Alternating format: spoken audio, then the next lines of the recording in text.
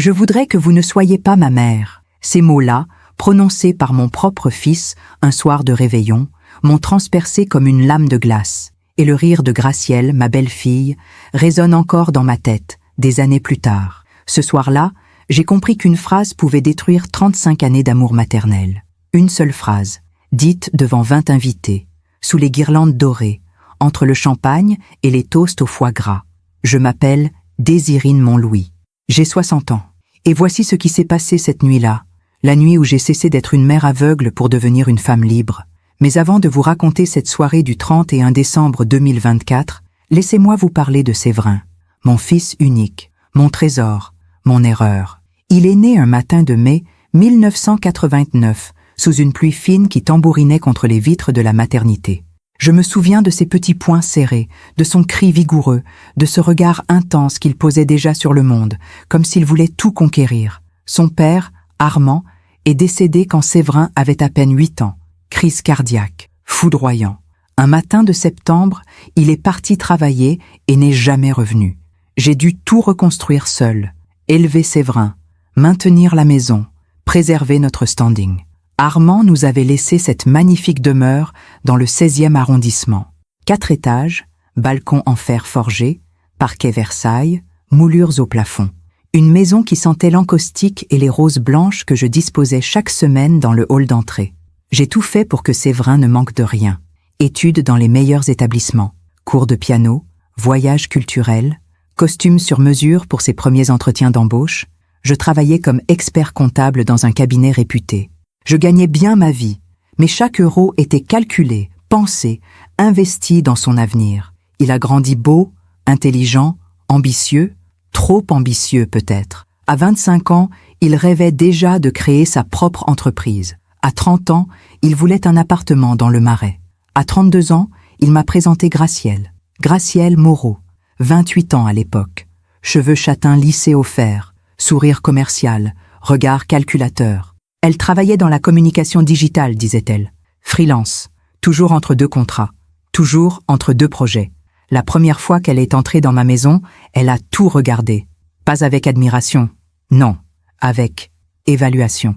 Comme si elle estimait mentalement la valeur de chaque meuble, de chaque tableau, de chaque lustre en cristal. « Quelle magnifique demeure, Madame Montlouis !» avait-elle murmuré en passant sa main sur la rampe d'escalier. « Vous avez tellement de goût, c'est rare de nos jours. » Séverin rayonnait. Il la regardait comme s'il venait de décrocher un trophée.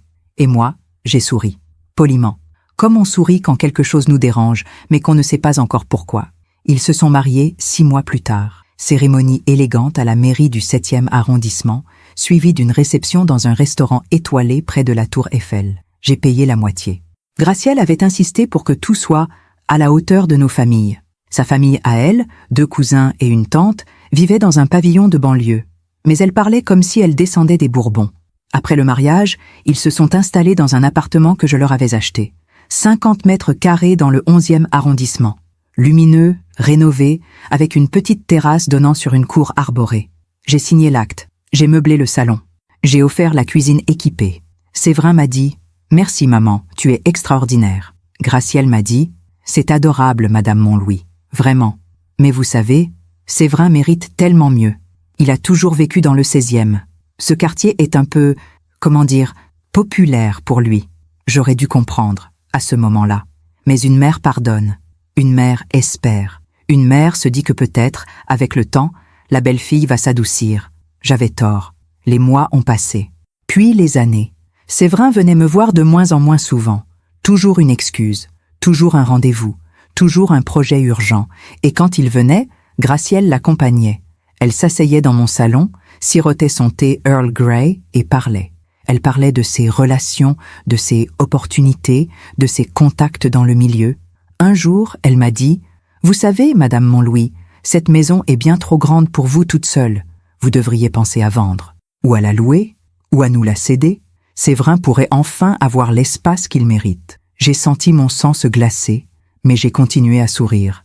J'ai continué à servir le thé. J'ai continué à jouer le rôle de la belle-mère compréhensive. Cette maison est mon foyer, Gracielle. Elle porte l'histoire de ma vie avec Armand. Je n'ai aucune intention de la quitter. Elle a haussé les épaules. Bien sûr, je comprends. Mais un jour, Il faudra bien penser à l'avenir de Séverin. C'est votre fils unique, après tout. Il héritera de tout ça. Autant qu'il en profite maintenant, non? Séverin n'a rien dit. Il regardait son téléphone. En 2021, j'ai offert à Séverin une voiture. Une Audi grise métallisée. 35 000 €. Je l'ai mise à mon nom pour des raisons d'assurance, mais je lui ai donné les clés. Elle est à toi, mon chéri. Prends-en soin. Il m'a embrassé sur la joue. Merci, maman. Tu es la meilleure. Gracielle a dit, c'est gentil, mais il aurait préféré un modèle plus récent. Celui-là date déjà de 2 ans. Enfin, c'est mieux que rien. J'aurais dû réagir. J'aurais dû poser des limites. Mais je me disais que c'était elle, pas lui. Que Séverin était toujours mon fils aimant. Que Gracielle l'influençait, mais qu'au fond, il m'aimait encore. J'avais tort. Encore. Les appels téléphoniques sont devenus rares. Les visites, espacées. Et quand je les invitais à dîner, Gracielle trouvait toujours un défaut. Le rôti était trop cuit. Le vin n'était pas assez frais. La nappe avait une tache. Mon choix de musique était vieillot. Séverin acquiesçait. Parfois, il soupirait, mais il ne me défendait jamais. Un soir, alors qu'il partait après un dîner particulièrement tendu, j'ai retenu Séverin dans l'entrée. Gracielle était déjà dans la voiture. « Mon chéri, est-ce que tout va bien entre nous ?» Il a évité mon regard. « Oui, maman. Pourquoi tu demandes ça ? Parce que j'ai l'impression que tu t'éloignes, que tu ne me parles plus vraiment. Que Gracielle... » « Gracielle quoi ?» Il avait haussé le ton. « Gracielle est ma femme. Elle a le droit d'avoir des opinions. Et franchement, maman, tu pourrais faire des efforts aussi. » J'ai senti mes jambes trembler. « Des efforts ? Oui. Arrêter de la juger. Arrêter de faire comme si elle n'était pas assez bien. Elle le sent, tu sais. Elle me le dit tout le temps. » Il est parti sans me laisser répondre. Ce soir-là, assise dans mon salon vide, j'ai pleuré pour la première fois depuis des années. Et j'ai compris que j'étais en train de perdre mon fils. Mais je ne savais pas encore à quel point. Parfois, on fait confiance à ceux qui ne la méritent pas. Et vous, avez-vous déjà été déçu par quelqu'un que vous aimiez ? Racontez-moi votre histoire dans les commentaires. J'aimerais vous lire. L'année 2022 a commencé dans une illusion de normalité. Je continuais à travailler au cabinet, à entretenir ma maison, à cultiver mes rosiers dans le petit jardin à l'arrière. Chaque matin, je prenais mon café dans la véranda, face aux arbres du parc voisin. C'était mon rituel, mon moment de paix. Séverin m'appelait une fois par mois, peut-être. Des conversations brèves, polies, vidées de toute substance. « Oui, maman, tout va bien. »« Non, on est occupé ce week-end. Peut-être le mois prochain. » Le mois prochain ne venait jamais. En mars de cette année-là, j'ai reçu un appel étrange. C'était un notaire du 9e arrondissement, maître Dupuis. Un homme courtois, à la voix posée. « Madame Montlouis, je vous contacte au sujet d'une démarche initiée par votre fils, Monsieur Séverin Montlouis. Il souhaite obtenir des informations concernant votre patrimoine. Plus précisément, la valeur estimée de votre résidence principale et de vos actifs financiers. J'ai eu l'impression que le sol se dérobait sous mes pieds. Pardon ? Mon fils vous a contacté ? Pourquoi ? Il évoque une planification successorale anticipée. Il m'a demandé de vous approcher pour, disons, faciliter une éventuelle transmission de biens de votre vivant. Naturellement, je ne peux rien faire sans votre consentement. Mais je me devais de vous informer de cette demande. J'ai remercié Maître Dupuis et raccroché. Mes mains tremblaient. Mon cœur battait trop vite. J'ai immédiatement appelé Séverin. 1 fois, 2 fois, 3 fois, il n'a pas décroché. Alors j'ai envoyé un message. « Il faut qu'on parle, appelle-moi. » Il a répondu 2 heures plus tard. « Pas maintenant, maman, je suis en réunion. » 3 jours plus tard, il est venu me voir, seul. Gracielle avait un rendez-vous important. Nous étions assis dans le salon. Lui, sur le canapé en velours bleu que sa grand-mère m'avait offert. Moi, dans le fauteuil près de la fenêtre, celui où je lisais chaque soir avant de dormir. « Séverin, pourquoi as-tu contacté un notaire à mon sujet sans m'en parler ?» Il a soupiré, comme si ma question l'agaçait. « Maman, ce n'est pas ce que tu crois. J'essaie juste d'être prévoyant. Tu as 60 ans. Il faut penser à l'avenir, à l'optimisation fiscale, à éviter que l'État prenne la moitié de ton patrimoine quand... Enfin, tu comprends.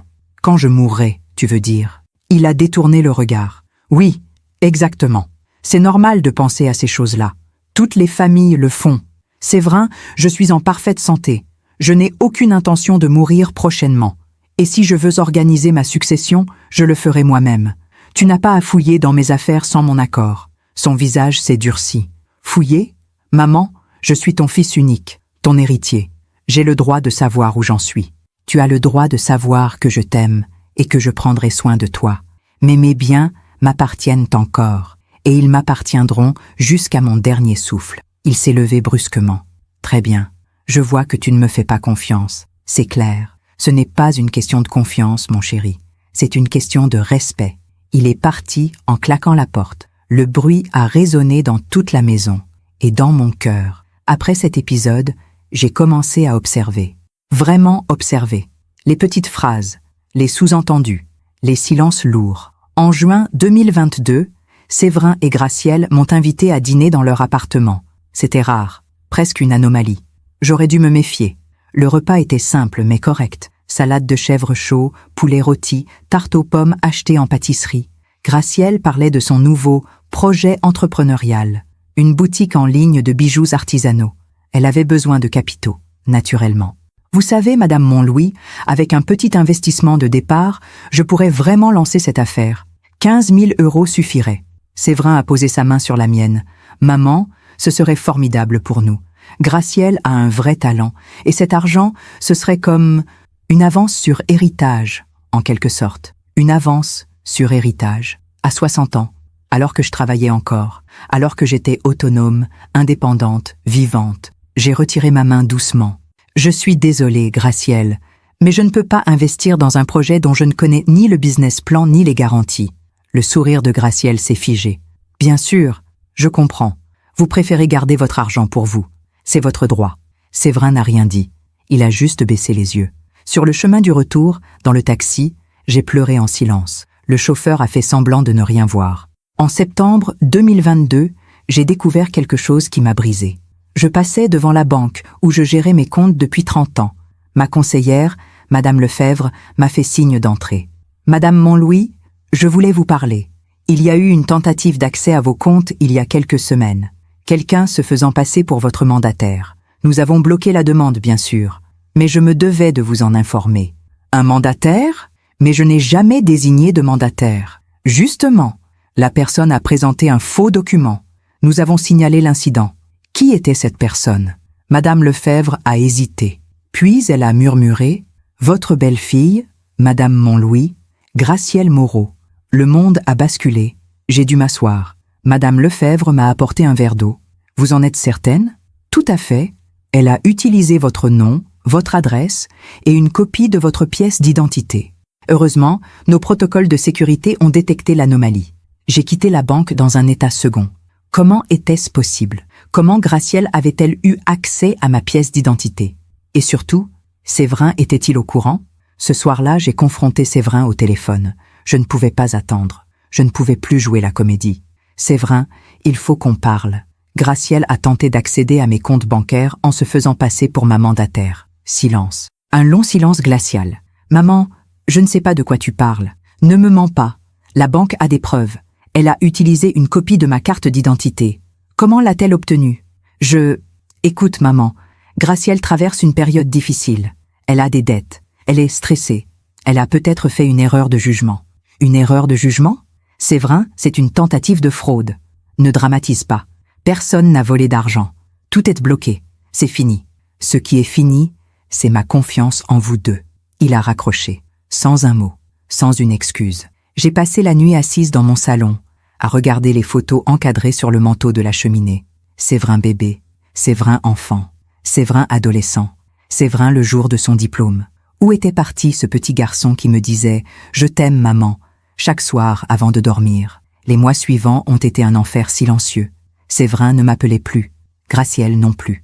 J'étais devenue l'ennemi, celle qui refusait de donner, celle qui bloquait leur avenir. En décembre 2022, j'ai reçu une carte de Noël, une carte générique achetée en supermarché. À l'intérieur, une phrase froide, écrite à la main par Gracielle. « Joyeuse fête, Gracielle et Séverin. » Pas de maman, pas de « nous pensons à toi ». Rien, juste un nom griffonné à la hâte. Je n'ai pas répondu. À quoi bon ? L'année 2023 est arrivée. Une année que j'ai vécue dans une solitude que je n'avais jamais connue, même après la mort d'Armand. Car perdre un mari, c'est perdre un compagnon. Mais perdre un fils, c'est perdre une part de soi-même. Je continuais à travailler, à entretenir ma maison, à arroser mes rosiers. Mais tout était mécanique, vide, comme si j'attendais quelque chose sans savoir quoi. Et puis, un jour de mars 2023, Séverin a sonné à ma porte, sans prévenir, seul. Il avait maigri, des cernes sous les yeux, une barbe mal taillée. Il ne ressemblait plus au jeune homme élégant et sûr de lui que j'avais connu. « Maman, je peux entrer ?» J'ai ouvert la porte en silence. Nous nous sommes assis dans le salon, la même place qu'un an auparavant. Je suis venue m'excuser, pour tout, pour Gracielle, pour le notaire, pour la banque, pour tout. J'ai senti mon cœur se serrer. Pourquoi maintenant, Séverin? Parce que j'ai compris. Gracielle, elle n'est pas celle que je croyais. Elle me manipule. Elle me pousse à te demander de l'argent, à te mettre la pression. Et moi, comme un idiot, je l'écoute. Alors pourquoi restes-tu avec elle? Il a baissé la tête. Parce que je l'aime. Ou du moins, je crois que je l'aime. Je ne sais plus. J'ai posé ma main sur la sienne. Mon chéri, tant que tu es avec elle, je ne peux pas te faire confiance. Tu comprends? Il a hoché la tête. Je comprends. Puis il est parti. Et j'ai espéré qu'il allait changer, qu'il allait enfin ouvrir les yeux. Mais l'espoir, parfois, est une prison dorée. Pendant que je raconte tout cela, je me demande d'où vous m'écoutez. Écrivez le nom de votre ville en commentaire. Après la visite de Séverin en mars 2023, j'ai cru à un tournant. J'ai cru que mon fils allait enfin se réveiller, qu'il allait voir Gracielle telle qu'elle était vraiment. Une femme calculatrice, avide, capable de mentir et de manipuler pour obtenir ce qu'elle voulait. Mais les semaines ont passé, puis les mois, et rien n'a changé. Il ne m'a pas rappelé après cette conversation. Pas un message, pas un signe. Le silence s'est à nouveau installé entre nous, lourd, épais, comme un brouillard qui ne se lève jamais. En juin 2023, j'ai pris ma retraite. Après 38 années passées dans le même cabinet d'expertise comptable, j'ai fermé mon bureau, rangé mes dossiers, dit au revoir à mes collègues. Il y a eu un pot de départ, des fleurs, des discours, des embrassades. Mais quand je suis rentré chez moi ce soir-là, la maison était vide. Aucun message de félicitations de Séverin. Aucun appel. Rien. J'avais pourtant mentionné la date plusieurs fois lors de nos dernières conversations, des mois auparavant. Je prends ma retraite en juin, mon chéri. Ce sera un nouveau chapitre. Il avait acquiescé distraitement, les yeux rivés sur son téléphone. Ce soir-là, assise dans mon salon désert, j'ai réalisé que j'étais devenue invisible. Une mère fantôme, présente dans les papiers officiels, dans les arbres généalogiques, dans les calculs d'héritage, mais absente du cœur de mon fils. Juillet 2023 a été un mois étrange. Paris se vidait pour les vacances. Les rues devenaient silencieuses.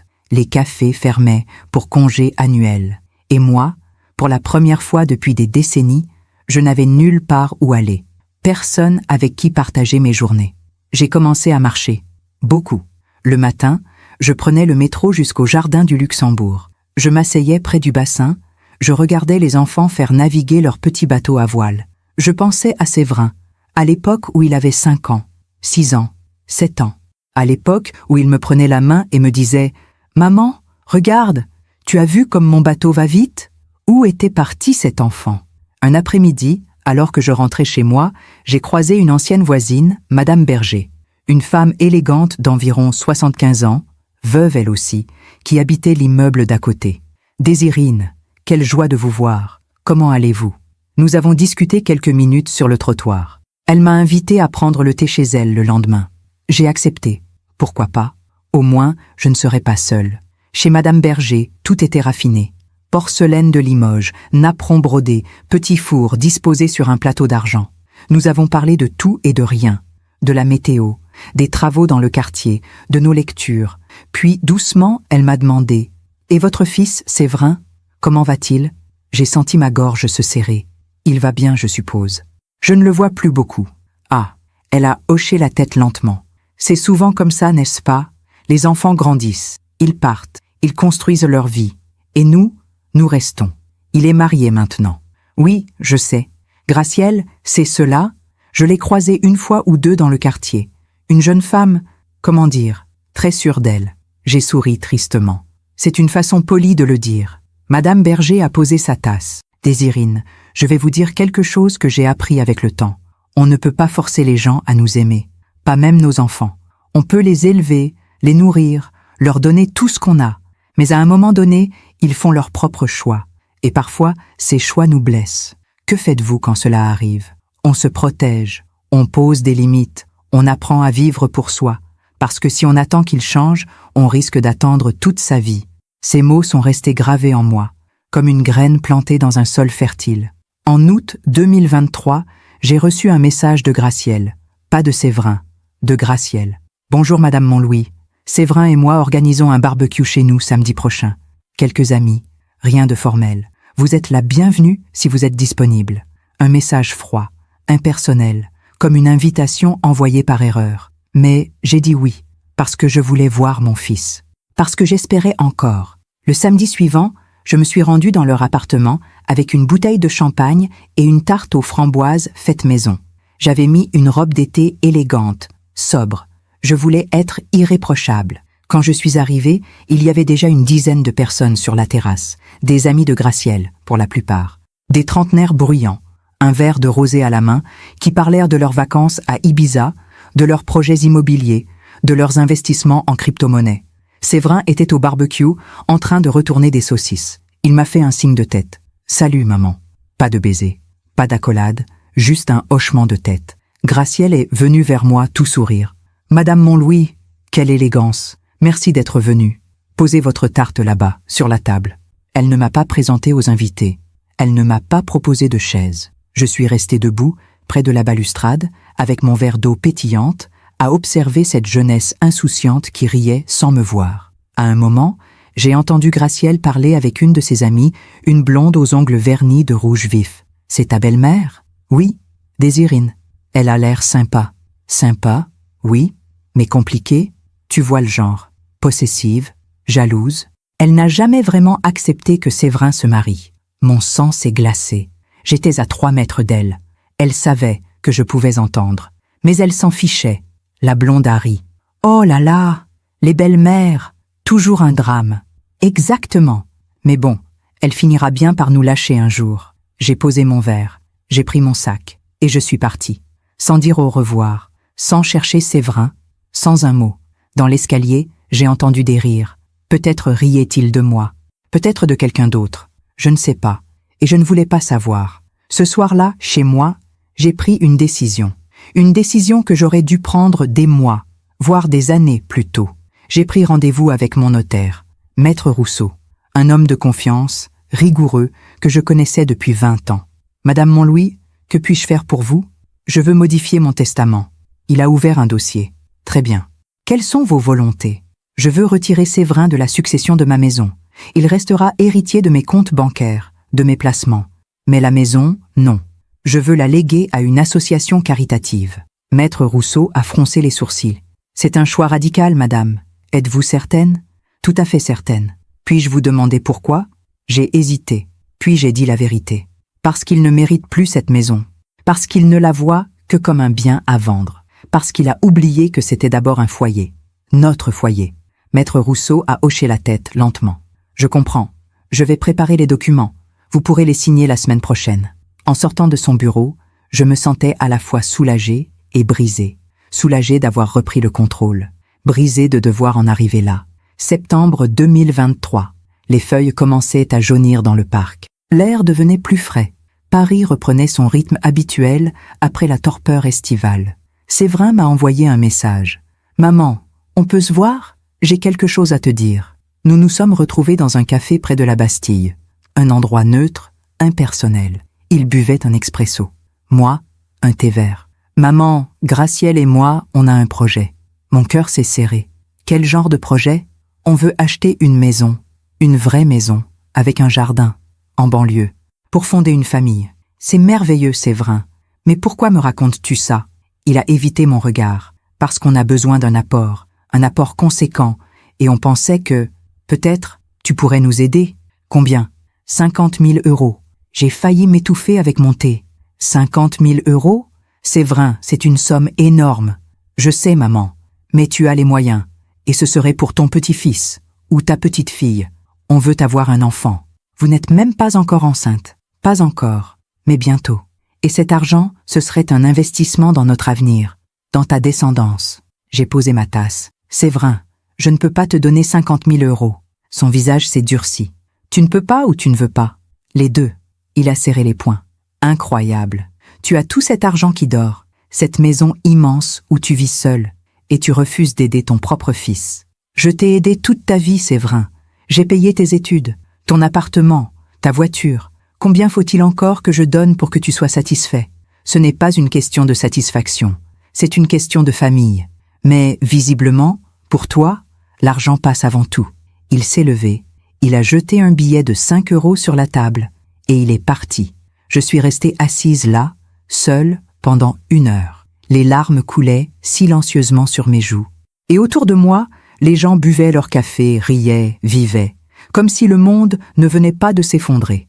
Octobre 2023, novembre, décembre, les mois ont défilé dans un silence glacial. Séverin ne m'appelait plus, je ne l'appelais plus. Nous étions devenus des étrangers. À Noël, je n'ai reçu ni carte ni message. Rien, comme si je n'existais plus. J'ai passé le réveillon seul, avec une dinde pour une personne achetée chez le traiteur. J'ai regardé un vieux film à la télévision. J'ai bu une coupe de champagne. Et j'ai dormi. Le lendemain matin, le 25 décembre, je me suis réveillée avec une certitude nouvelle. Une certitude froide, claire, implacable. Je n'allais plus attendre. Je n'allais plus espérer. J'allais vivre, pour moi. Et si Séverin voulait revenir un jour, ce serait à lui de faire le premier pas, pas à moi. En janvier 2024, j'ai commencé à refaire ma vie, lentement, prudemment, mais sûrement. Je me suis inscrite à un cours de peinture à l'aquarelle. J'ai rejoint un club de lecture dans ma bibliothèque de quartier. J'ai accepté des invitations de Madame Berger, qui m'a présenté à d'autres femmes de notre âge. Des veuves, des divorcées, des femmes seules qui avaient appris à vivre sans attendre qu'on les sauve. Nous prenions le thé ensemble. Nous allions au cinéma. Nous visitions des expositions.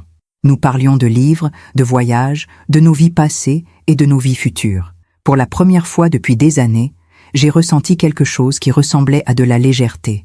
Pas du bonheur, pas encore, mais une forme de paix, une acceptation. Et puis, en mars 2024, j'ai reçu un appel. C'était Gracielle. « Madame Montlouis, c'est moi. Il faut qu'on parle. » Mon cœur a bondi. « Où est Séverin? Tout va bien? » Séverin va très bien.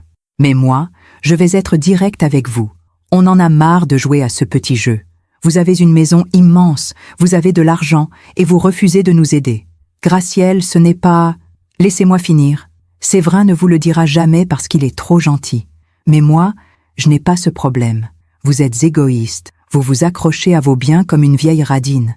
Et pendant ce temps, votre fils galère. Il ne galère pas. Il travaille. Il a un salaire correct. Correct, oui, mais pas suffisant pour nos ambitions. Écoutez, vous allez mourir un jour. Autant nous donner cet argent maintenant. Comme ça, vous verrez ce qu'on en fait. J'ai senti une rage froide monter en moi. Gracielle, je ne vous donnerai pas un centime. Très bien. Alors ne venez pas pleurer quand Séverin ne voudra plus vous voir. Elle a raccroché. J'ai tremblé pendant 1 heure. Puis j'ai repris rendez-vous avec Maître Rousseau. Je veux aussi retirer Séverin du testament pour la voiture et réduire sa part sur mes comptes bancaires, qu'il reçoive le minimum légal. Rien de plus.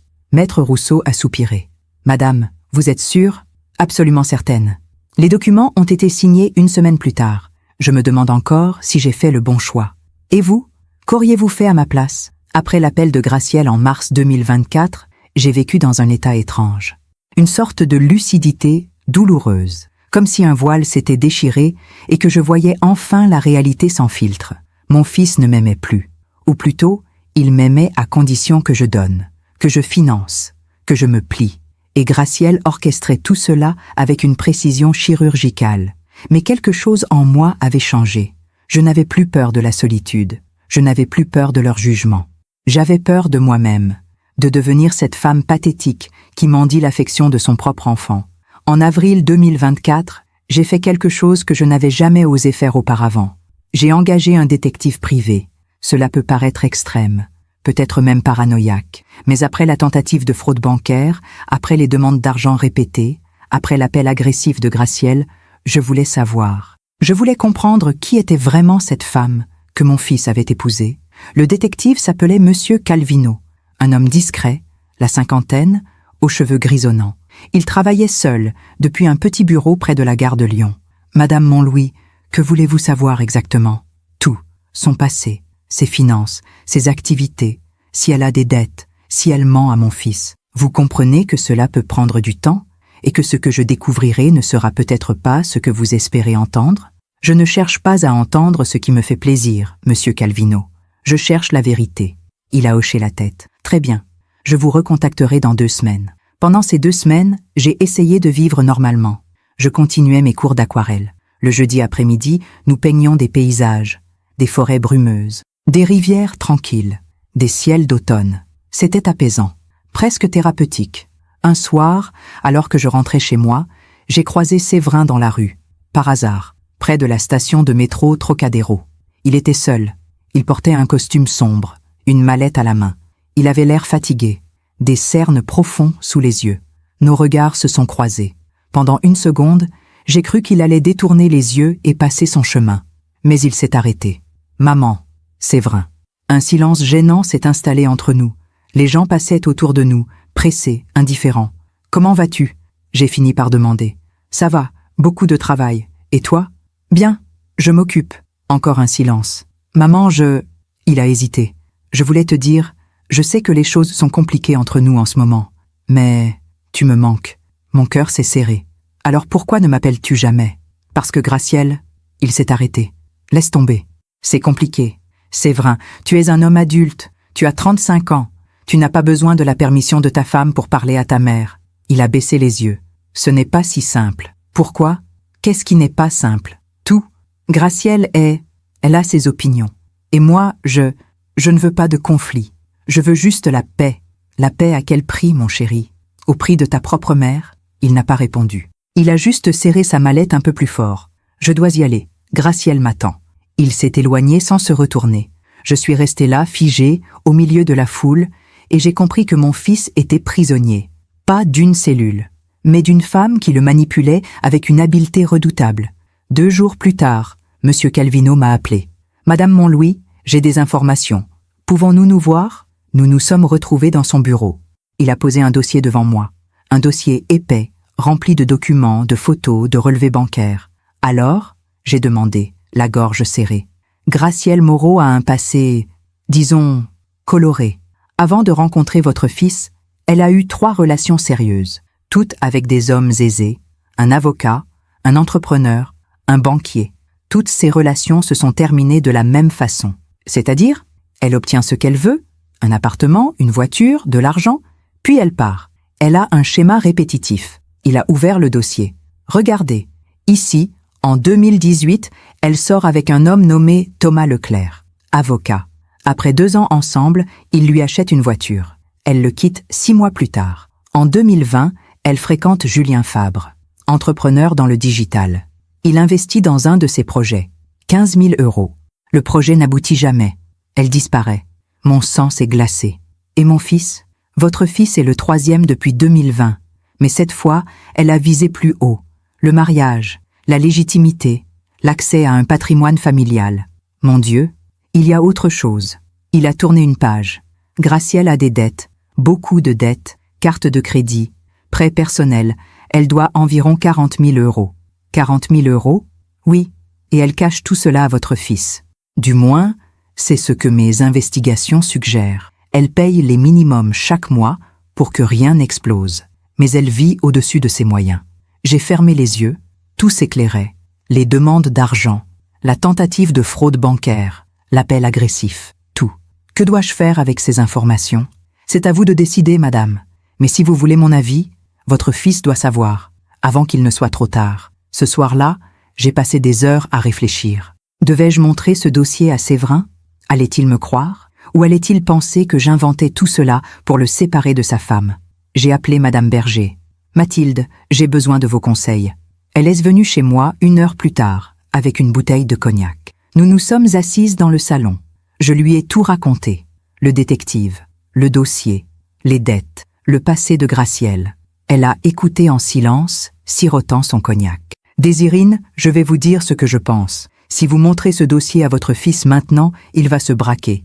Il va penser que vous êtes jalouse, possessive, qu'il vous cherchez à contrôler sa vie. Mais il doit savoir. Oui, mais pas comme ça. Pas maintenant. Attendez, laissez-le vivre. Laissez Gracielle montrer son vrai visage. Et quand il viendra vers vous, brisé, alors vous serez là, avec la vérité. Et s'il ne vient jamais ? Alors vous aurez au moins protégé votre patrimoine et votre dignité. Elle avait raison. J'ai rangé le dossier dans un tiroir de mon bureau.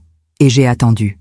Les mois suivants ont été une période étrange. Mai, juin, juillet 2024. Paris brûlait sous la canicule.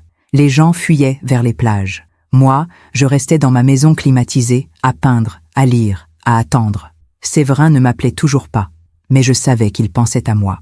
Comment le savais-je?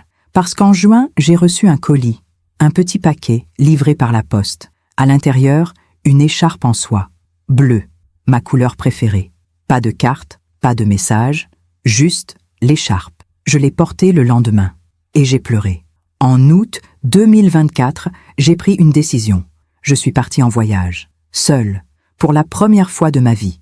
J'ai choisi la Provence. 3 semaines dans un petit mât près de Gordes, des champs de lavande à perte de vue, des marchés provençaux, des dîners sur la terrasse, face au coucher de soleil. C'était merveilleux, libérateur. Je me suis sentie vivante, vraiment vivante. Un soir, alors que je dînais dans un restaurant du village, j'ai rencontré un homme, un Américain, la soixantaine, veuf lui aussi.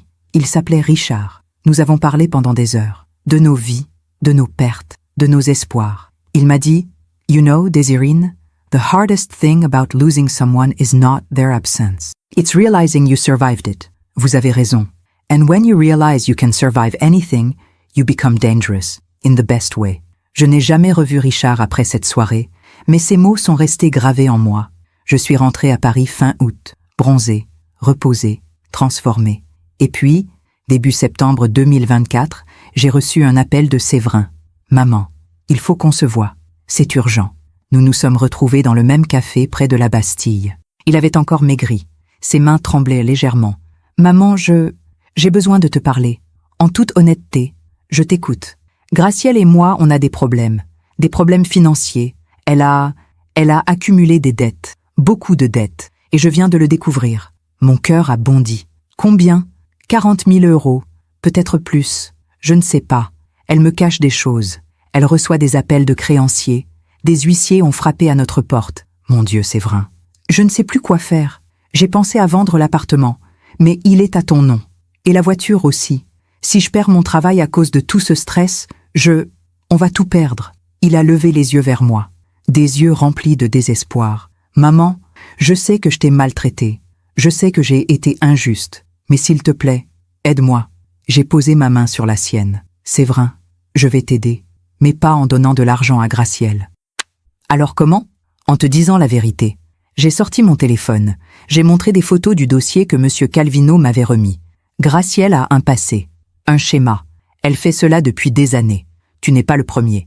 Et si tu ne réagis pas, tu ne seras pas le dernier. Il a regardé les photos. Lentement. Son visage s'est décomposé. Depuis quand tu sais? Depuis avril. Pourquoi tu ne me l'as pas dit avant? Parce que tu ne m'aurais pas écouté. Tu m'aurais accusé de mentir, de manipuler. Tu devais découvrir par toi-même. Il a fermé les yeux. J'ai été aveugle. Oui, mais maintenant, tu vois, la question est, que vas-tu faire? Il n'a pas répondu. Il s'est levé. Je dois réfléchir. Et il est parti. Septembre s'est transformé en octobre, puis en novembre. Les feuilles tombèrent des arbres. L'automne parisien déployait sa mélancolie dorée. Séverin ne m'a pas rappelé, mais je savais qu'il luttait, qu'il essayait de démêler le vrai du faux, de sauver ce qui pouvait encore l'être. Et moi, j'attendais, pas avec espoir, pas avec impatience, juste avec une forme de sérénité résignée.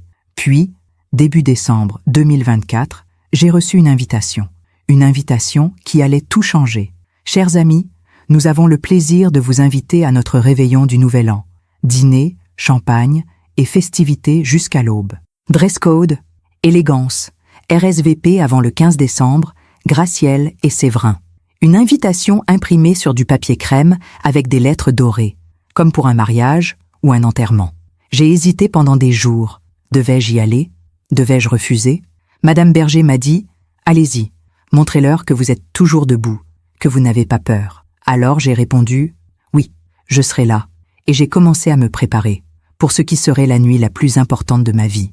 Le 31 décembre 2024, une date que je n'oublierai jamais.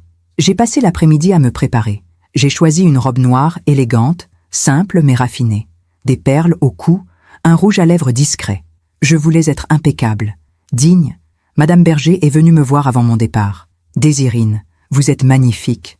Tenez-vous droite. Quoi qu'il arrive ce soir, gardez votre calme. J'essaierai. Ne vous laissez pas provoquer. Et si cela devient insupportable, partez. Simplement. » J'ai pris un taxi jusqu'à l'appartement de Séverin. Il était 19h30. La nuit était déjà tombée sur Paris. Les rues scintillaient de décorations lumineuses. Quand je suis arrivé, l'appartement était plein. Une vingtaine d'invités, musique lounge en fond, champagne qui coule, canapés sophistiqués disposés sur des plateaux d'argent. Gracielle m'a accueilli avec un sourire figé. « Madame Montlouis, quelle surprise! Je ne pensais pas que vous viendriez vraiment. J'ai dit que je viendrais. Bien sûr, Séverin sera content. Il est dans la cuisine. Elle ne m'a pas proposé de champagne. Elle ne m'a pas présenté aux invités. Elle m'a juste pointé vers la cuisine et s'est éloignée. Séverin préparait des toasts au saumon fumé. Quand il m'a vu, son visage s'est éclairé. « Maman, tu es venue. » Il m'a embrassé sur la joue. Un geste rapide, presque furtif. « Comment vas-tu » j'ai demandé. « Bien. Enfin, ça va. C'est compliqué en ce moment. »« Les dettes » Il a baissé la voix. « Oui, Gracielle refuse d'en parler. Elle dit que tout est sous contrôle. Mais je sais que ce n'est pas vrai. Alors pourquoi organisez-vous cette fête ? Parce qu'elle a insisté. Elle dit qu'on doit montrer que tout va bien, que c'est important pour son image. Image, toujours l'image, jamais la vérité. Le dîner a commencé vers 21h. Table dressée avec soin, vaisselle assortie, bougies. Tout était parfait, en apparence. J'étais assise à un bout de la table, Gracielle à l'autre bout, Séverin au milieu, comme un arbitre entre deux mondes. Les invités parlaient fort, ils riaient, ils débouchèrent des bouteilles. Moi, je mangeais en silence, répondant poliment quand on m'adressait la parole. Vers 23h, Gracielle a levé son verre. « Mes amis, je veux porter un toast à cette année formidable, à nos projets, à notre avenir. » Tout le monde a applaudi. Puis elle a ajouté, en me regardant droit dans les yeux, « Et merci à ceux qui ont cru en nous, même si certains ont eu du mal. » Un rire nerveux a parcouru la table. J'ai senti le piège se refermer. Minuit approchait.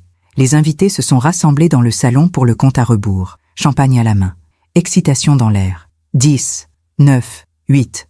Je me tenais près de la fenêtre, légèrement en retrait. 7, 6, 5. Séverin cherchait Gracielle du regard. 4, 3, 2. Bonne année! Explosion de joie. Embrassade.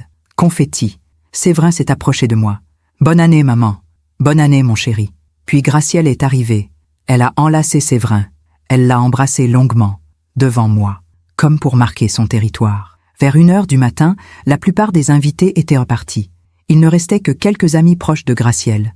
Et moi, j'étais assise sur le canapé, un verre d'eau à la main, fatiguée, prête à partir. C'est alors que Gracielle a dit, assez fort pour que tout le monde entende, « Franchement, Séverin, ta mère aurait pu faire un effort, offrir quelque chose, contribuer.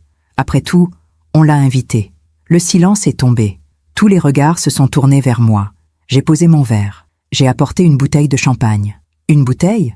Génial. Pendant que nous, on se ruine pour recevoir. Séverin a murmuré « Gracielle, arrête. Non, je ne m'arrête pas. J'en ai marre de faire semblant. Ta mère est riche. Elle vit seule dans une maison immense. Elle a tout cet argent. Et elle refuse de t'aider, de nous aider. C'est égoïste. » Mon sang bouillait, mais je restais calme. « Gracielle, ce n'est ni le lieu ni le moment. » « Ah vraiment ? Et quand est-ce que c'est le moment ? Quand est-ce que tu vas enfin comprendre que ton fils a besoin de toi ?» Séverin s'est levé. « Gracielle, ça suffit. » Mais elle était lancée. « Non, ça ne suffit pas. Tu sais quoi, Séverin ? Dis-le lui. Dis à ta mère ce que tu penses vraiment. » Séverin me regardait. Ses yeux étaient rouges, de fatigue, de honte, d'alcool peut-être. « Maman, je... » Gracielle a ri. Un rire dur, métallique. Il n'ose pas. Alors je vais le dire pour lui. Elle s'est tournée vers moi. Séverin en a marre. Marre de quémander. Marre d'attendre que tu meurs pour avoir ce qui lui revient. J'ai senti mon cœur se briser. Puis Séverin a parlé. Lentement. Comme un automate. « Je voudrais que vous ne soyez pas ma mère. » Ces mots ont résonné dans le silence. Personne ne respirait. J'ai regardé mon fils. Cet homme que j'avais porté, nourri, élevé, aimé. Cet homme qui venait de me détruire avec une phrase. Gracielle riait doucement. Je me suis levée, calmement. J'ai pris mon sac, j'ai enfilé mon manteau, et j'ai dit d'une voix claire, ferme, sans trembler, « Ton désir va se réaliser. J'ai ouvert la porte, je suis sortie. Derrière moi, j'ai entendu Gracielle dire « Enfin !» Dans l'escalier, mes jambes ont failli me lâcher. Mais je suis descendue, marche après marche. Dehors, il faisait froid, un froid sec, coupant. Les rues étaient désertes. J'ai marché, sans but, juste marcher, respirer, survivre. Puis j'ai sorti mon téléphone. J'ai appelé Maître Rousseau. Messagerie vocale. Maître, c'est Désirine Montlouis. Demain matin, 1e heure, je veux activer toutes les mesures que nous avons préparées. Ordre de despejo. Recollement de la voiture. Tout. Merci. J'ai raccroché. Et pour la première fois depuis des années, j'ai souri. Je suis rentrée chez moi vers 2 heures du matin. La maison était silencieuse, froide. Mais pour la première fois, ce silence ne me pesait pas. Il me protégeait. J'ai enlevé ma robe noire. J'ai enfilé ma chemise de nuit et je me suis assise dans mon lit, le téléphone à la main. À 2h27 exactement, j'ai envoyé un message à Maître Rousseau, même si je savais qu'il dormait. Confirmez-moi que tout sera exécuté demain. Ordre de quitter les lieux, blocage de la voiture, notification du retrait du testament. Puis j'ai éteint mon téléphone. Je ne voulais pas être dérangée. Pas cette nuit. Pendant ce temps, dans l'appartement du 11e arrondissement, Séverin était assis sur le canapé. Les derniers invités étaient repartis. Gracielle rangeait les verres en chantonnant. « Enfin débarrassée », a-t-elle dit en riant. « Tu as vu sa tête ? Elle est partie comme une voleuse. » Séverin ne répondait pas. Il fixait le vide. « Séverin, ça va ? Je lui ai dit que je voudrais qu'elle ne soit pas ma mère. Et alors ? C'est ce que tu penses, non ? Je ne sais pas. » Gracielle a haussé les épaules. « De toute façon, c'est fait. Maintenant, elle va peut-être réfléchir. Et nous donner ce qu'on mérite. » À 2h58, le téléphone de Séverin a sonné. Un numéro inconnu. Il a décroché. « Allô ? Monsieur Montlouis ? Maître Rousseau, notaire de votre mère. Pardonnez-moi de vous appeler à cette heure, mais j'ai reçu des instructions urgentes. » Le cœur de Séverin s'est mis à battre violemment. Des instructions ? Oui.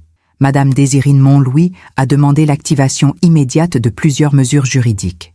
Premièrement, l'appartement dans lequel vous résidez actuellement, propriété de votre mère, fait l'objet d'une procédure d'expulsion. Vous avez 30 jours pour quitter les lieux. Quoi ? Deuxièmement, le véhicule Audi immatriculé à son nom sera saisi demain matin à 8 heures. Un huissier viendra le récupérer. Attendez. Ce n'est pas possible. Troisièmement, vous avez été retiré de son testament. Vous ne recevrez que la réserve héréditaire légale. Tous les autres biens seront légués à des œuvres caritatives. Séverin ne pouvait plus respirer. Pourquoi elle fait ça ? Je ne peux pas commenter les motivations de ma cliente, monsieur. Je vous informe simplement des faits juridiques. Les documents officiels vous seront envoyés par courrier recommandé demain. Bonne fin de soirée. Maître Rousseau a raccroché. Séverin est resté figé, le téléphone à la main. Gracielle le regardait, inquiète pour la première fois. C'était qui ? Le notaire de ma mère. Et elle nous expulse. Elle reprend la voiture. Elle me retire du testament. Le visage de Gracielle s'est décomposé. Quoi ? Tout ? Elle retire tout ? Mais elle ne peut pas faire ça. Si, elle peut. Tout est à son nom. L'appartement, la voiture, tout. Gracielle a explosé. C'est de ta faute. Tu n'aurais jamais dû dire ça. C'est toi qui m'as poussé à le dire.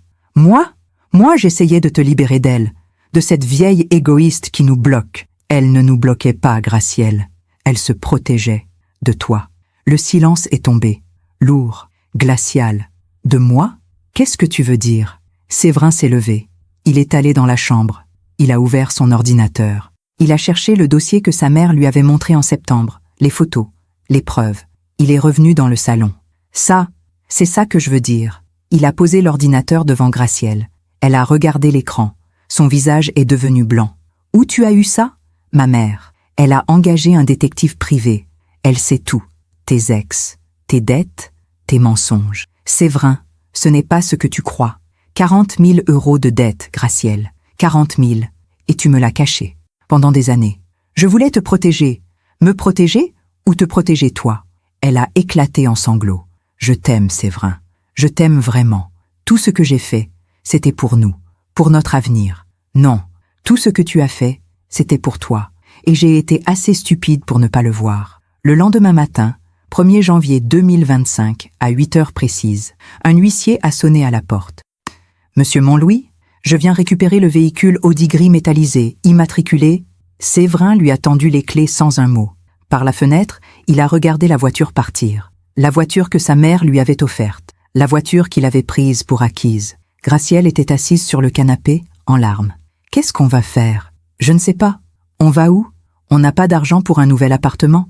On ira chez tes parents. »« Chez mes parents ? Tu plaisantes ? Tu as une meilleure idée ?»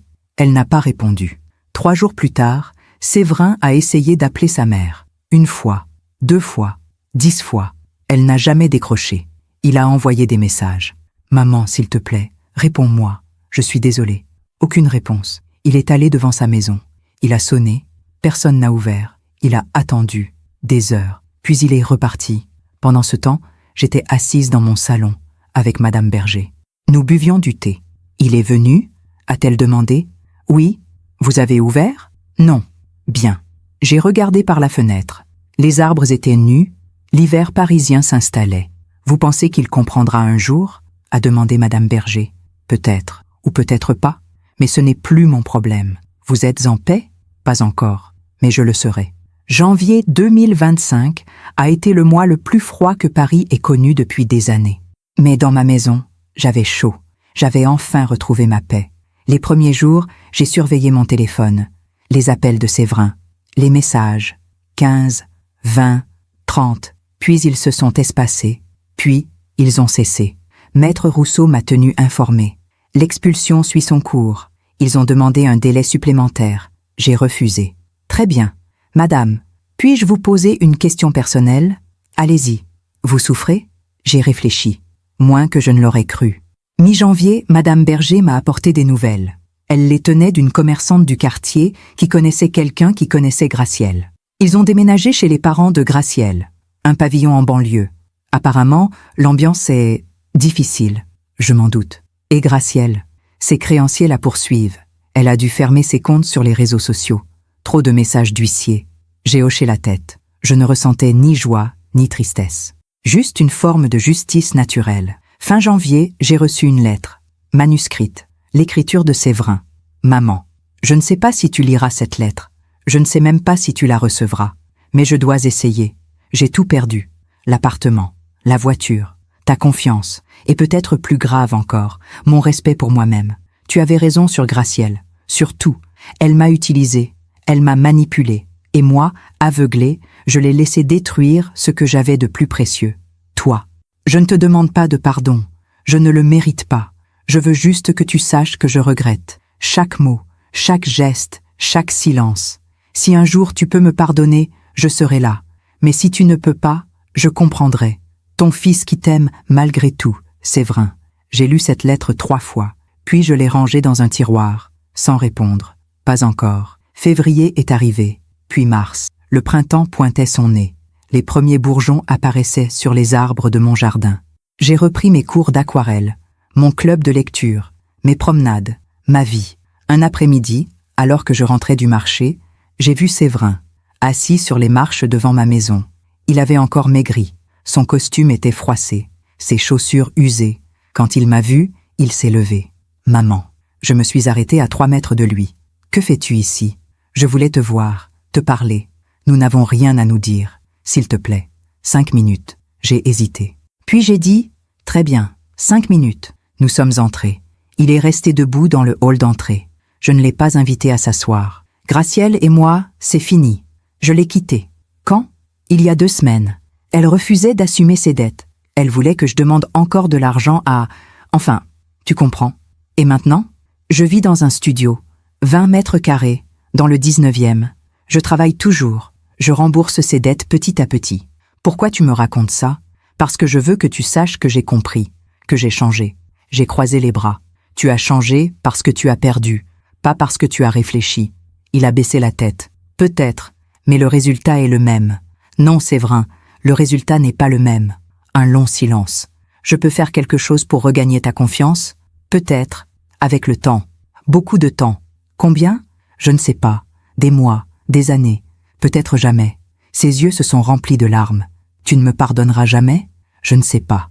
Mais ce que je sais, c'est que je ne t'aiderai plus financièrement, plus jamais. Que tu réussisses ou que tu échoues, ce sera par tes propres moyens. Il a hoché la tête. Je comprends. Maintenant tu peux partir. Il a tourné les talons, puis il s'est arrêté. « Maman ? Oui, je t'aime, même si tu ne me crois pas. Prouve-le. » Il est sorti.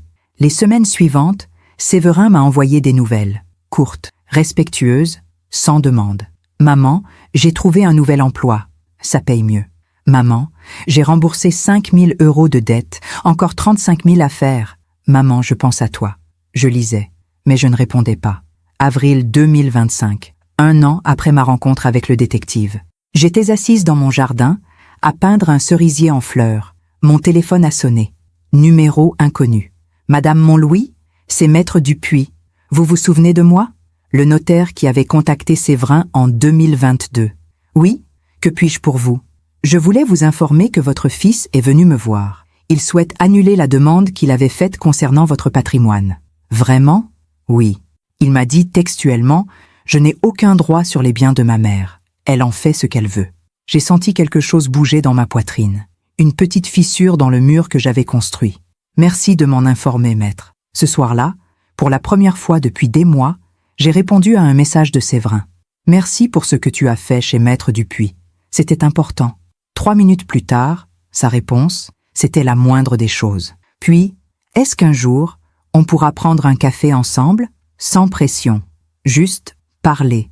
J'ai regardé ce message pendant longtemps, puis j'ai écrit « Peut-être, quand je serai prête » et j'ai éteint mon téléphone. Mai 2025. Les roses de mon jardin étaient en pleine floraison, blanches comme celles qu'Armand m'offrait autrefois. Un matin, Madame Berger est venue prendre le thé. Elle avait des nouvelles. Encore. Gracielle a été vue au tribunal. Apparemment, elle fait face à plusieurs poursuites. Ses créanciers ne lui laissent plus aucun répit. Et ses parents ? Ils l'ont mise à la porte. Elle vit maintenant chez une amie, dans une chambre de bonne, 6e étage sans ascenseur. Je n'ai rien dit, juste hoché la tête. « Vous ne ressentez rien ?» a demandé Madame Berger. « De la pitié, peut-être, mais pas de joie. Le karma n'est pas une vengeance. C'est juste un équilibre. » Juin 2025. Séverin m'a envoyé une photo. Lui, devant un petit studio fraîchement repeint, propre, modeste, mon nouveau chez moi, payé avec mon travail. Rien que le mien. J'ai regardé cette photo longtemps. Mon fils, seul, mais debout. J'ai répondu « Je suis fier de toi ». 3 mots. Les premiers mots positifs depuis 6 mois. Juillet. Un après-midi chaud. Je lisais dans mon jardin quand la sonnette a retenti. C'était Séverin, avec un bouquet de roses blanches. Je sais que tu m'as dit d'attendre. Mais c'est l'anniversaire de la mort de papa. Je me suis dit que, peut-être, le 23 juillet, l'anniversaire de la mort d'Armand. Comment avais-je pu l'oublier ? Entre. Nous sommes allés au cimetière ensemble, en silence. Nous avons déposé les fleurs sur la tombe. Papa serait déçu de moi, a murmuré Séverin. Oui, tu ne me facilites pas les choses. Je ne suis pas là pour te faciliter les choses. Il a souri tristement. Gracielle m'a contacté la semaine dernière. Elle veut qu'on se remette ensemble. Mon cœur s'est serré. Et j'ai dit non. J'ai compris que je n'avais jamais été moi-même avec elle. J'étais juste ce qu'elle voulait que je sois. C'est déjà un progrès. Nous sommes restés là, devant la tombe, pendant 1 heure, à parler de papa, de souvenirs, de rien et de tout. Quand nous sommes repartis, j'ai dit « Tu peux venir dîner dimanche prochain, si tu veux. » Ses yeux se sont illuminés. « Vraiment ? Oui, mais juste toi. Juste moi, promis. » Le dimanche, Séverin est arrivé à 19 h, avec une bouteille de vin. Modeste mais correcte. J'avais préparé un rôti, des légumes du marché, une tarte aux framboises. Nous avons mangé, lentement, en parlant de son travail, de mes aquarelles, de la vie. Pas un mot sur Gracielle, pas un mot sur l'argent, pas un mot sur le passé récent. Juste un dîner, entre une mère et son fils. À la fin du repas, il m'a aidé à débarrasser, comme il le faisait enfant. « Maman ? Oui ? Merci. Pour ce soir, pour tout ? De rien ? Je vais continuer à travailler sur moi, à rembourser les dettes, à devenir quelqu'un dont tu pourrais être fier. Tu y arriveras, mais fais-le pour toi, pas pour moi. » Il est parti vers 22 h. J'ai regardé par la fenêtre. Il marchait d'un pas léger, presque heureux. Août 2025. J'ai reçu un appel de Maître Rousseau. « Madame Montlouis, je vous informe que Gracielle Moreau a déposé le bilan. Faillite personnelle. Ses biens ont été saisis. Je vois. Elle a également divorcé de votre fils. Le divorce a été prononcé la semaine dernière. Ah, votre fils ne vous l'a pas dit ? Non. Après avoir raccroché, J'ai appelé Séverin. Pourquoi tu ne m'as pas dit que tu avais divorcé? Silence. Puis, je ne voulais pas que tu penses que je le faisais pour regagner ta confiance. Je l'ai fait parce que c'était nécessaire, pour moi. Je comprends, maman. Oui. Est-ce qu'un jour, tu pourras me pardonner complètement? Je ne sais pas, Séverin, mais je peux essayer. Septembre 2025, 1 an après notre confrontation au café, 1 an après les révélations. Séverin m'a invité dans son studio, pour la première fois. C'était petit, propre, simple, des livres sur une étagère, une plante verte près de la fenêtre. Une photo de nous trois, lui, moi, Armand, sur le mur. C'est joli, j'ai dit. C'est chez moi, vraiment chez moi. Nous avons bu du thé, parlé de l'avenir, de ses projets, de mes voyages possibles. En partant, je lui ai dit « Je suis fier de ce que tu deviens ». Il a pleuré, silencieusement. Octobre, un matin frais. J'ai reçu une lettre anonyme. À l'intérieur, un article de journal découpé. Gracielle Moreau, ancienne influenceuse, condamnée pour escroquerie. Plusieurs victimes témoignent. Je n'ai pas lu l'article en entier. Je l'ai jeté. Le karma avait fait son travail. Je n'avais pas besoin d'en savoir plus. Novembre 2025. Séverin venait dîner chez moi chaque dimanche, régulièrement, sans faille. Il ne demandait rien. Il apportait juste du vin, son sourire et des histoires de sa semaine. Un soir, alors qu'il partait, je lui ai dit « Séverin? Oui, maman? Je te pardonne. » Il s'est figé. « Quoi? Je te pardonne. Pas pour ce que tu as dit, pas pour ce que tu as fait, mais parce que tu as changé. Vraiment. » Il m'a serré dans ses bras, fort, comme il ne l'avait pas fait depuis des années. « Merci, maman. Merci. » Décembre 2025, 1 an exactement après la nuit du réveillon. Nous étions assis dans mon salon, Séverin et moi, Madame Berger aussi, un petit dîner tranquille. L'année dernière à cette date, a commencé Séverin. N'en parlons pas, j'ai coupé. Non, je veux en parler. L'année dernière, j'ai tout perdu. Et c'était la meilleure chose qui pouvait m'arriver. Comment ça? Parce que j'ai découvert qui j'étais vraiment, sans l'argent, sans le confort, sans les illusions. Madame Berger a levé son verre. À la vérité, même quand elle fait mal, nous avons trinqué. Et pour la première fois depuis longtemps, j'ai senti que ma famille, ma vraie famille, était là, autour de cette table, fin décembre 2025. Presque 1 an jour pour jour après cette terrible nuit. J'étais dans mon jardin, à tailler mes rosiers pour l'hiver, quand Madame Berger est arrivée avec un journal sous le bras. « Désirine, vous devez voir ça. » Elle a ouvert le journal à la page des faits divers. Un article avec une photo. Gracielle, plus maigre, les cheveux ternes, le regard vide. Condamnée à 18 mois de prison avec sursis pour escroquerie et usurpation d'identité. Gracielle Moreau devra également rembourser plus de 60 000 € à ses victimes. J'ai lu l'article en silence. Elle avait escroqué d'autres personnes après notre séparation. Toujours le même schéma, toujours les mêmes promesses. Elle a tout perdu, a murmuré Madame Berger. Elle a perdu ce qu'elle n'avait jamais vraiment eu. Le lendemain, Séverin m'a appelé. Sa voix tremblait. « Maman, tu as vu l'article? » « Oui. Je ne sais pas quoi dire. J'ai été mariée à cette femme. J'ai failli détruire ma vie pour elle. Mais tu ne l'as pas fait. Tu as ouvert les yeux à temps. Grâce à toi. Si tu n'avais pas été aussi ferme, je serais encore avec elle, aveugle, manipulée. Tu m'en voulais à l'époque, je sais. Mais aujourd'hui, je comprends. Tu ne m'as pas abandonnée. Tu m'as sauvée. Un long silence. Puis il a ajouté « Maman, je veux que tu saches quelque chose. J'ai fini de rembourser toutes les dettes. Toutes. » Mon cœur a bondi. « Vraiment? » ?»« Oui, 35 000 €. Ça m'a pris presque 1 an, mais c'est fait. Je suis libre. Je suis fière de toi, mon chéri.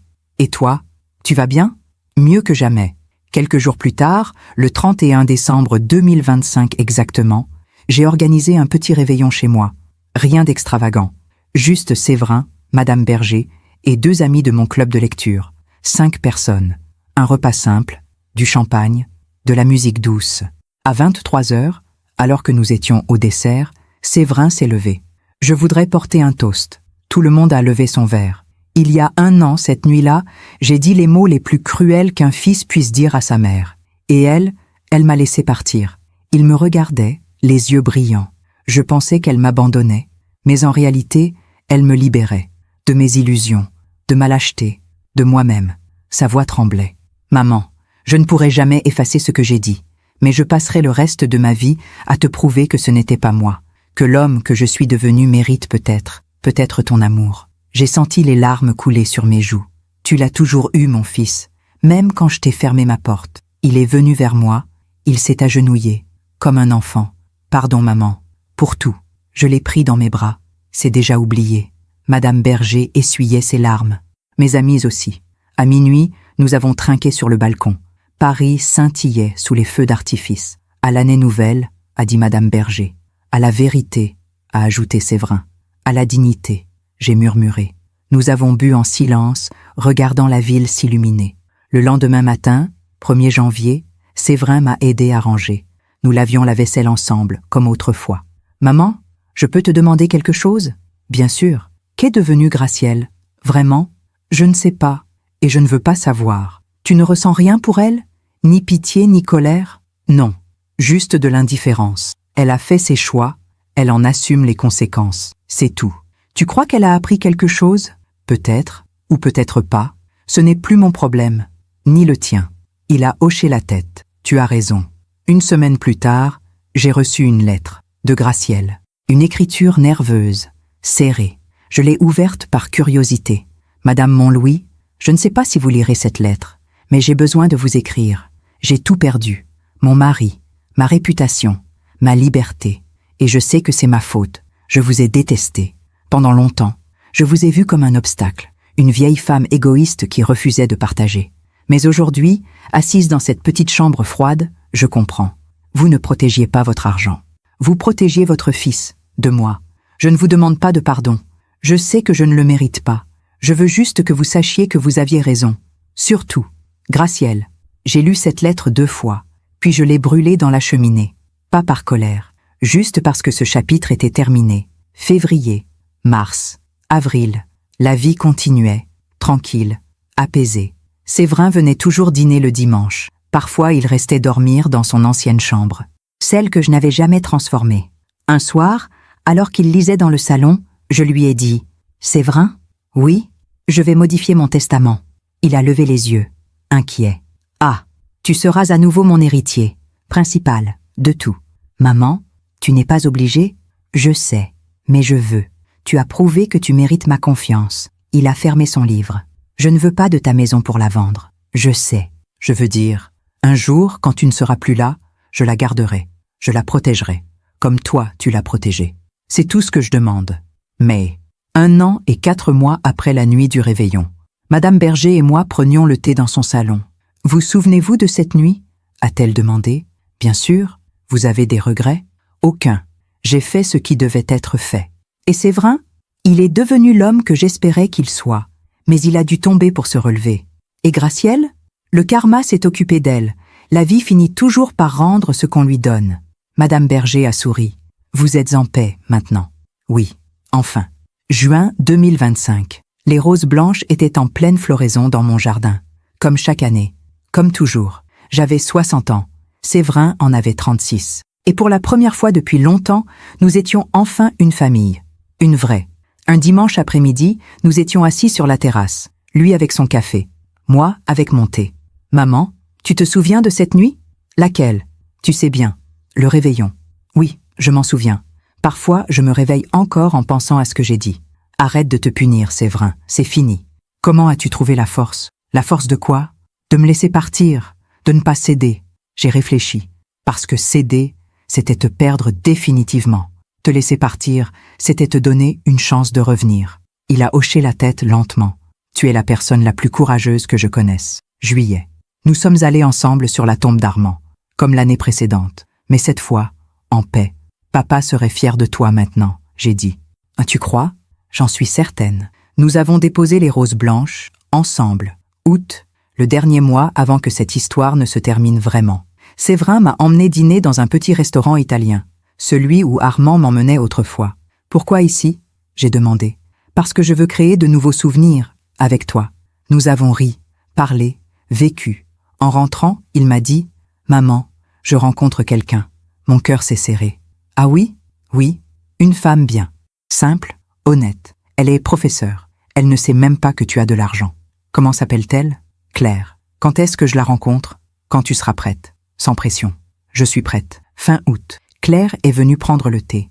Une femme douce, souriante, authentique. Elle a parlé de ses élèves, de sa passion pour la littérature, de sa vie simple. Pas une fois, elle n'a parlé d'argent. Pas une fois, elle n'a regardé ma maison avec convoitise. Quand elle est partie, j'ai dit à Séverin, « Celle-là, garde-la. » Il a souri. C'est l'intention.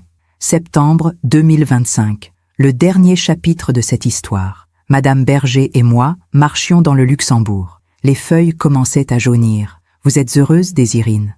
Oui, vraiment. Vous avez appris quelque chose de tout cela? Oui. Que l'amour sans limite n'est pas de l'amour, c'est de la faiblesse. Et maintenant, je vis. Pour moi. Et ça suffit.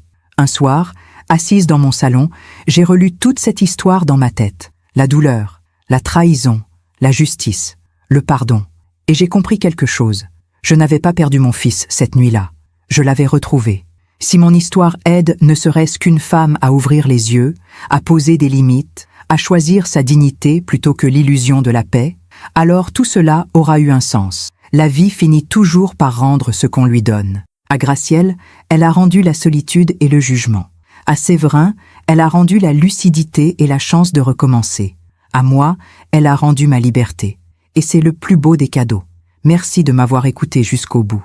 Si cette histoire a touché votre cœur, abonnez-vous et activez la cloche pour entendre d'autres femmes qui ont transformé la douleur en sagesse. Chaque jour, une femme, une leçon de vie. Partagez cette histoire avec quelqu'un que vous aimez. Parfois, une histoire change toute une journée. Que Dieu vous bénisse et à très bientôt.